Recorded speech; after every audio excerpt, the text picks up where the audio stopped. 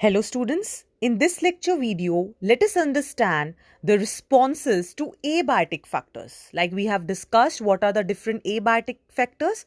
So how the organism responds to these abiotic factors. So there are different types of responses.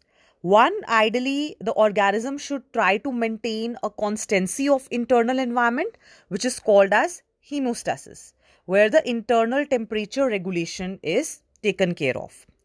All right.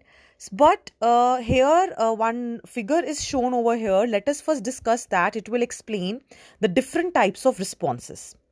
So on the y-axis, internal level of organism is there, and on the x-axis, it is external level.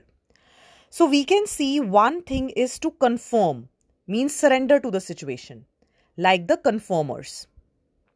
So as the external situation is changing, so we can see that their internal level is also changing. Like the cold-blooded animals, those are conformers. They have to conform. They can't help it. They cannot regulate. Then this red line, can we see this regulators? Means with change in any external level, there is no change in internal level. It is stationary. One value is there. So means they are regulating, like in warm-blooded animal where hemostasis takes place. Then there are partial regulators, that there is a limit to which it can conform. After that, it will start regulating. So that is why partial regulators. For some time they are conforming with the situation. Other times they are regulating also. So let us look at all these concepts one by one. So regulate means to maintain the hemostasis. It can be by physiological or by behavioral methods. So one is thermoregulation, regulation of temperature. Another is osmoregulation, that is maintenance of salinity.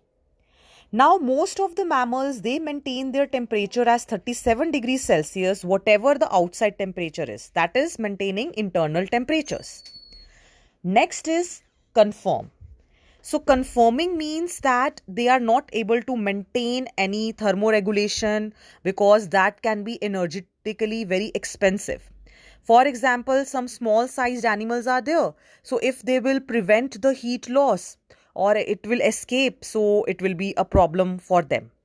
So that is why this is the main reason why small animals are rarely found in polar regions, because they will lose body heat very fast and then they will feel cold. And because they are conformers in this external stressful condition, they will not be able to survive. Next type of response is migrate. So another thing is, if they are neither conformers, non-regulators, they can migrate to a more hospitable environment.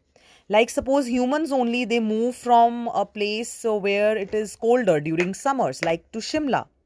Then there are certain birds, like in winters we see in the Bharatpur sanctuary in Rajasthan, lots of migratory birds, they come from Siberia. So for some time, they are moving temporarily from the stressful habitat. When conditions will be normal, they will move back. Next is suspend. Suspend means that again, they cannot survive in unfavorable conditions, so they will become suspended. The growth can become suspended. For example, certain bacteria, fungus, plants, they produce spores or they become dormant. All right. So familiar case we can see of hibernation, in which in winters they escape, the polar bears, some bears. Then snails and fish, they go into aestivation, means to avoid summer related problems in summers if they hide.